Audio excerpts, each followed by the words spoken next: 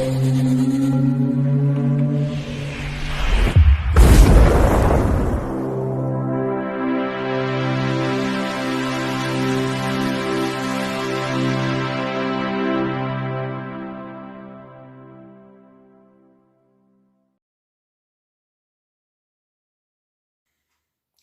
Bayek, it's me, Ian, and in today's video we're going to look at this. This is Scars of Dracula from 1970. Now, this, I think, when the whole lot of Dracula films produced by Hammer are looked at, is often seen as one of the weakest in many ways, because of various problems within the film. But as with all Hammer films, it's very enjoyable. But I can see why people would actually think this about this film. Hammer at this point announced that they were producing two films. This, Scars of Dracula, with the horror of Frankenstein as a double bill. And it was British funding, because the American funding just at this moment time had been sort of drying up, and they decided, linked with EMI, they would in fact produce this film funded by British money. Right, so there we are. Now, when you actually look at the length of this film, it's the normal standard one. Now, it's down as 95 minutes, but this print is probably about 92 minutes. There is certain bits that may have been chopped off. There were, in America particularly, more censorship problems. Here, of course, the 1970 is the year that the X certificate becomes 18 years old, and therefore there's an increase in what is allowed more, that you can be more gory, more sexually explicit. That is seen in these films from that era. Now, when you look at Rotten Tomatoes, it's got a 50% score, which is not surprising if you look at particularly the critic reaction. Wasn't very happy about this. It was dismissed quite in many ways for many reasons, about the production, about the acting, the script, lots of things. And even though assessment over the years has improved, the problems still often are talked about within this. It was in many ways a reboot as well. It was seen because Christopher Lee is in the starring role as Dracula, but it was felt that this might be his last turn as Dracula. Now, the film before this was Taste the Blood of Dracula, and that was absolutely one of the great films in this series. Though, of course, one of the criticisms was that, again, so Christopher Lee didn't say a great deal in the script. And the change you see in this is that he does actually start talking a lot. And there are other changes to the character as well, which are there in, we see him like going up the side of the castle, which is more related to the original novel. We see him communicating with nature, and nature in this is the form like of the bats and animals around. So there's that aspect to it, which is a development. But anyhow, this is interesting The next film, though, of course, was the brilliant Dracula AD 1972, which is just an amazing film, but brought Hammer into the modern era at that time. It wasn't the Gothic past stories that we had been brought up on, but it's an amazing film, and when you compare it with this, you can see the differences straight away. I think the problem with this film straight away is there's no Peter Cushing there. If Peter Cushing had been in this film, I think it would have, again, been elevated in so many ways, but he's not. The lead actor is actually Dennis Waterman. Now, Dennis Waterman is known for his television role, particularly. I think he's Minder, and he had a whole career, and he wasn't particularly been very happy, I don't think, about this role. But therefore, he immediately gets a lot of criticism, and I can see that. But I don't think he's that bad in this role. He's not too bad. Also, he's working with the script as well, which is, as usual, by Anthony Hines.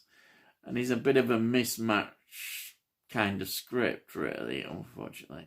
Yeah, I forgot to mention as well, I think one of the saving graces of this film is it's directed by Roy Ward Baker. History, Quatermass, Vampire Lovers, the one I've just more recently reviewed, Dr. Jekyll and Sister Hyde, Legend of the Seven Vampires, and all that. He's got a good selection of films, and I think he does the best he can with this film, and there are really some good aspects as well, and there are some bad aspects. I think one of the problems as well is, normal budgets are very limited, and on this one, they certainly were skipping the budget a lot. Definitely. We've got also in the lead role, I think this is interesting as well, Jenny Hanley plays Sarah. She's the innocent kind of character. Now, she's good in this role for what she does, but again, you don't feel she's quite got that outstanding, she's not an Ingrid Pitt.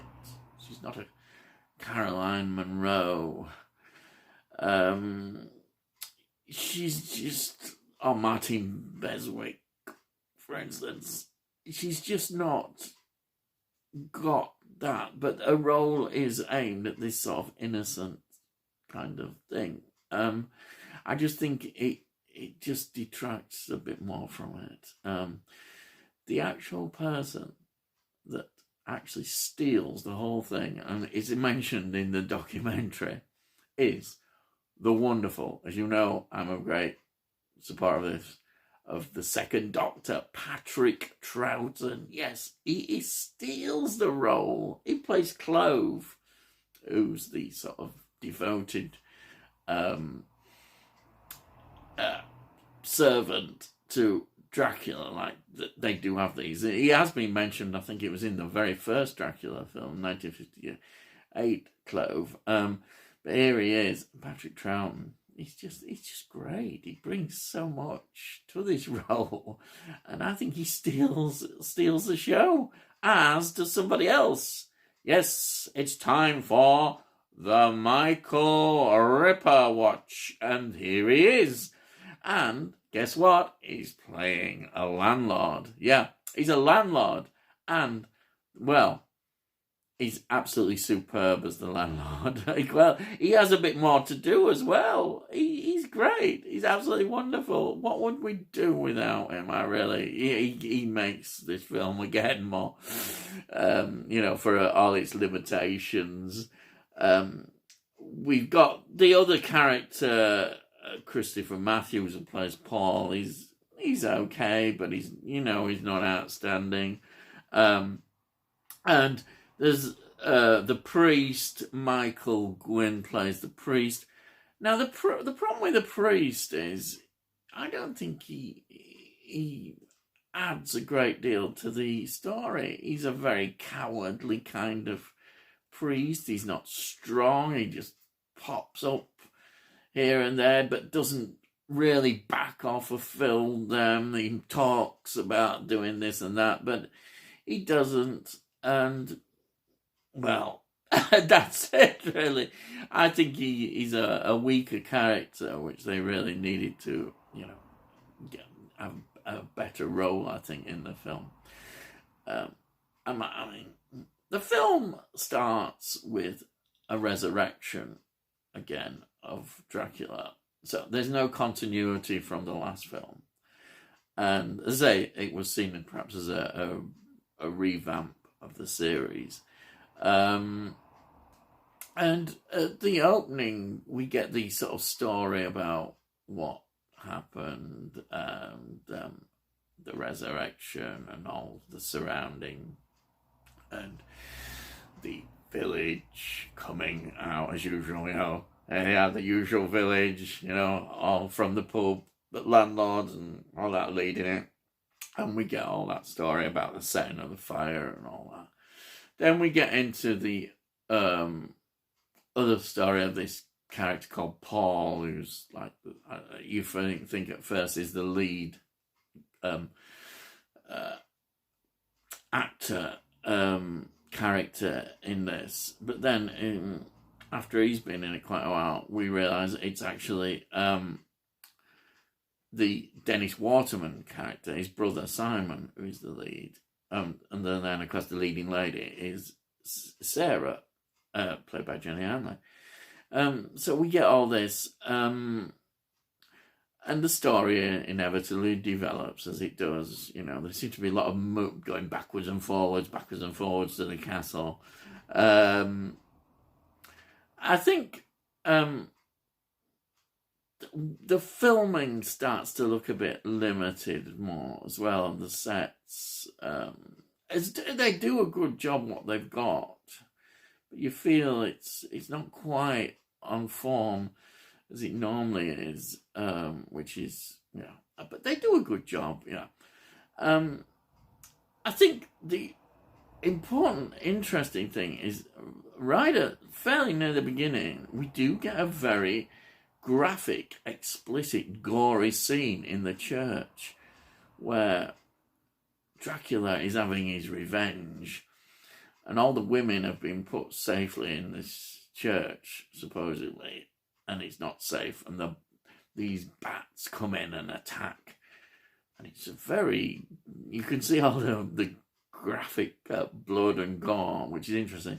The only thing that a lot of people feel let down by is the actual bats, which were considered not quite as up to it as good in terms of special effects. But I mean, what can you do? They do what they had to do, and that's okay. If you notice, I'm still saying this and that, but I don't want to detract from the fact that it's still a very enjoyable story. If you like all these Hammer Dracula films, you still enjoy this. You can you can see the limitations in the film, but it's enjoyable. So I think that's fine, and I would still recommend watching this, and you can't say fairer than that, can you? Now this is in a slipcover. It's 2018 Studio Canal release. It's got the DVD as well in it. As the Blu-ray. The transfer is excellent on the Blu-ray, it really is. There is also a brilliant documentary. That's the only major extra on it, but the documentary is well worth watching and gives you a lot of insight into the background to the film and what the critics were, seeing, and the problems that they had, etc. So that is well worth watching. The thing there is, I think, a 2019 Scream Factory release of this as well. So I think that both are still available. You can still get these, which is good. I think that's it, really. That's it. I do recommend watching this and just enjoy it as we do. But you can see the limitations in it. But, that's fine. That's great. I think it's also overshadowed the fact that the next film is Dracula AD 1972, which is such a tremendous film. I think that perhaps it lives in the shadow of that as well. Okay.